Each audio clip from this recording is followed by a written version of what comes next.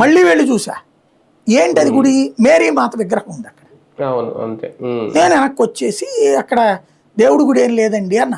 Mary మాత ఉంది కదా అంది. మేరీ మాత క్రైస్తవ అమ్మవారు కదమ్మా, మేము క్రైస్తవులం కాదు కదా, హిందువులు అన్న. ఏ అమ్మవారు అయితే ఏంటి, దండం పెట్టుకోండి అని. సరే మనము అక్కడ ట్రీట్మెంట్ టైంలో ఎందుకులే అనేసి బయటికి వెళ్ళి వచ్చి ఆ దండం పెట్టుకున్నాంలే అమ్మ అని చెప్పాను, అయిపోయింది.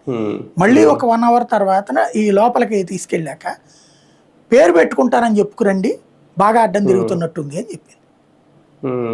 అంటే అక్కడికి వెళ్ళి అమ్మవారి దగ్గర దండం పెట్టుకుని పేరు మార్చుతాను, ఇదే పేరు మేరీ అమ్మవారి పేరు పెడతానని చెప్పాలంట ఇక్కడ.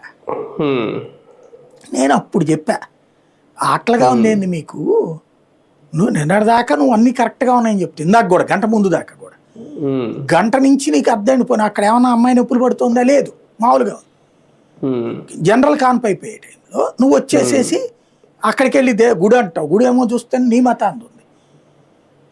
నేను ఇప్పటికిప్పుడు నీతో ఎందుకు మారిపోతాను నేను అంటే, ఇక ఎక్కువ గొడవ వద్దులే అని చెప్పేసేసి, ఎందుకంటే అప్పుడు ఫ్రెండ్స్ కూడా ఉన్నారు, 2-3 కలిసి గట్టిగా నిలదీశాడు కూడా ఆగింది. దీనికి ఈ గుడికి ఈ హాస్పిటల్కి ఫండింగ్ ఎక్కడ ఇస్తారు, వీళ్ళకి జీతాలు ఇవన్నీ మన దగ్గర ఫీజు కలెక్ట్ చేస్తారు. మనం అక్కడ ఎందుకు చేరుస్తాము, బయట ప్రైవేట్ హాస్పిటల్తో పోల్చుకుంటే ఒక 50 రూపాయలు తక్కువ ఉంటుంది, అందుకు చేరుస్తాం అక్కడ. ప్లస్ బాధ్యతగా నర్సులు పని